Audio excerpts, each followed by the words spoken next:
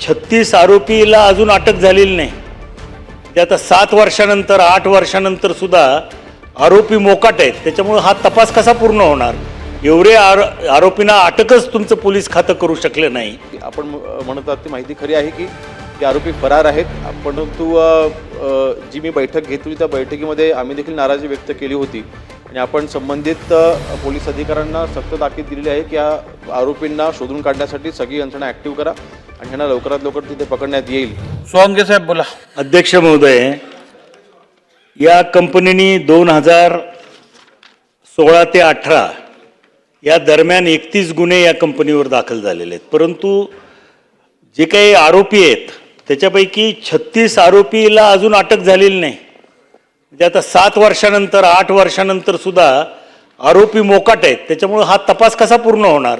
एवढे आरोपींना अटकच तुमचं पोलीस खातं करू शकलं नाही.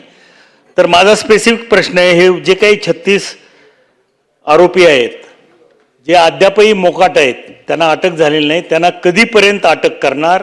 आणि दुसरा स्पेसिफिक प्रश्न आहे की हे 2500 कोटी रुपयाचा जो काही घोटाळा झालेला आहे त्याच्यातल्या ठेवीदारांना लवकरात लवकर पैसे, आपण म्हणताय 9 महिने, हा कालावधी खूप झाला, ऑलरेडी 7-8 वर्ष झालेले आहेत या गुन्ह्याला. तर आपण या ठेवीदारांचे पैसे लवकरात लवकर पुढच्या किमान 3 महिन्यात त्यांना मिळावेत अशा पद्धतीनं काही उपाययोजना करणार का? ठीक आहे, एक लक्षात घ्या, आपण प्रत्येक प्रश्नाला 10-15 मिनिटं देऊ शकणार नाही. जास्तीत जास्त 2 उपप्रश्न आपण देऊ. अध्यक्ष महोदय, एकूण 56 आपण आरोपींवरती आपण गुन्हे दाखल केले होते. त्यापैकी 16 आरोपींना आपण अटक केली होती आणि 36 आरोपींच्या बाबतीत आपण म्हणतात ती माहिती खरी आहे की हे आरोपी फरार आहेत.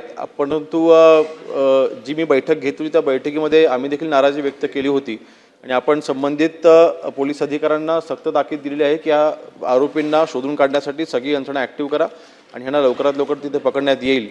दुसरी गोष्ट, आपण जे म्हटलं आहे की 9 महिन्याचा कालावधी जास्त आहे, परंतु ही जी प्रोसेस जी आहे व्हॅल्युएशन करण्याची, त्यानंतर आपल्याला कोर्टामध्ये सादर करावं लागतं, त्याचं ऑब्जेक्शन वगैरे तिथे कोर्टामध्ये सुनावणी होते, त्या प्रोसेसला जवळपास 5 ते 6 महिने जातात आणि म्हणून आपण ती लिलावाची प्रोसेसच्या स्तरापर्यंत येईपर्यंत आपल्याला 5 ते 6 महिने जाणार आहेत आणि त्यानंतर आपण 3 महिने आपण हे गुंतवणूकदारांचे पैसे परत करण्यासाठीच आपण कालावधी ठेवलेला आहे. म्हणून आपण ते 8 ते 9 महिने म्हटले.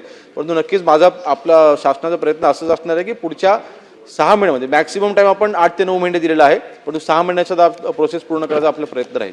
ठीक आहे, पुढे सुधीर भाऊंचा शेवटचा प्रश्न. सुधीर भाऊ.